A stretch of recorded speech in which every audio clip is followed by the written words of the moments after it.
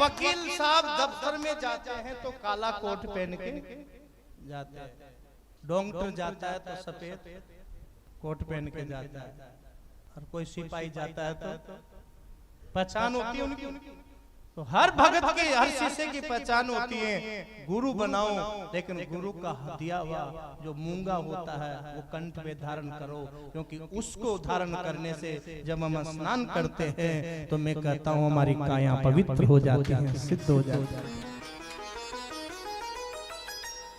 कल भी मैंने कहा था जिसके तन पे एक तो भगवान का तिलक, एक गुरु का मूंगा और एक द्वारका की छाप, एक जनेऊ, एक सिक्का होती है ना, उनको ये भद्राएं, ये आमन तामन, ये भूत प्रेत पीड़ाएं कोई बाधक नहीं बनती है प्यारे। एक बार तो काल भी आता है, वो भी प्रणाम करके लौट जाता है, लेकिन भगत का बाल बाका भी नहीं कर सकता, क्योंकि उसके ऊपर भगवान की कृपा है।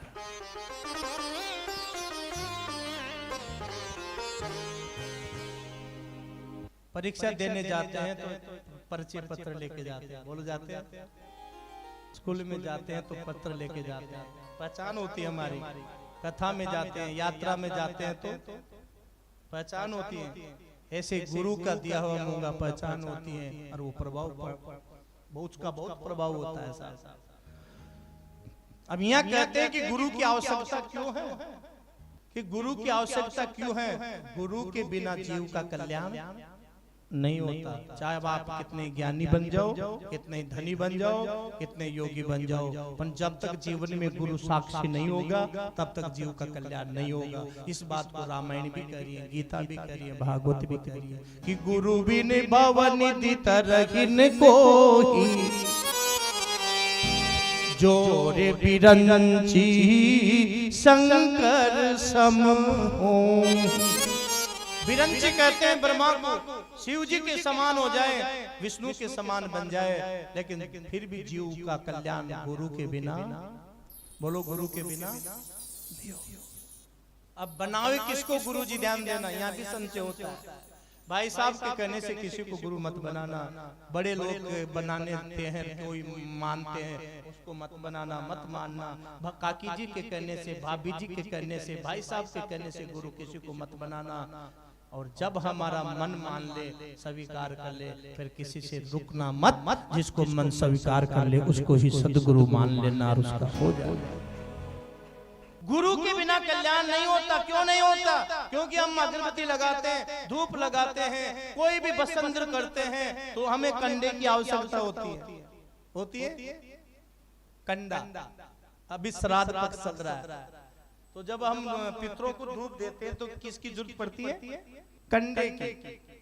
पर उस कंडे को यदि धूप करना चाहते हो तो उस कंडे को पहले जाब्ता बनाना पड़ेगा, मतलब आग में या गैस पे रखना पड़ेगा। जब जाब्ता बनेगा तब धूप होगी। और यदि हमने उसको जाब्ता नहीं बनाया और घी में डुबो दिया तो क्या बसंत होगी? बोलो होगी?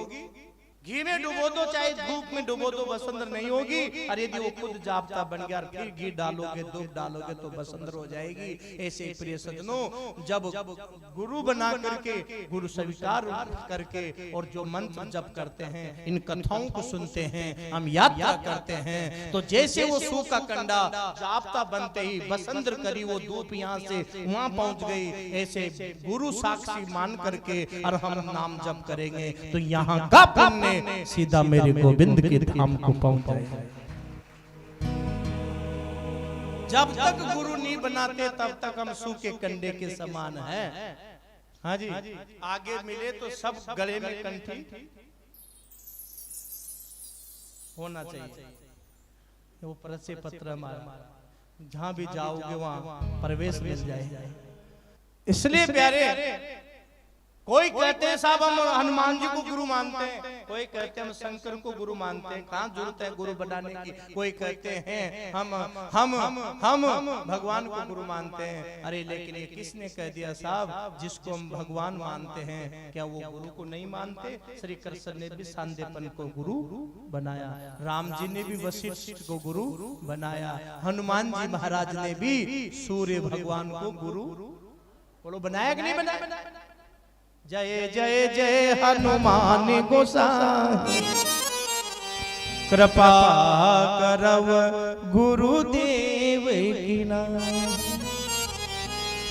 हनुमान जी कहते हैं गुरु तो मैंने भी बनाया, और हमको भी यदि तरना है बहुत सागर से प्यारे, उसको जानना है तो हमें भी गुरु स्वीकार तो करना ही, बोलो करना ही।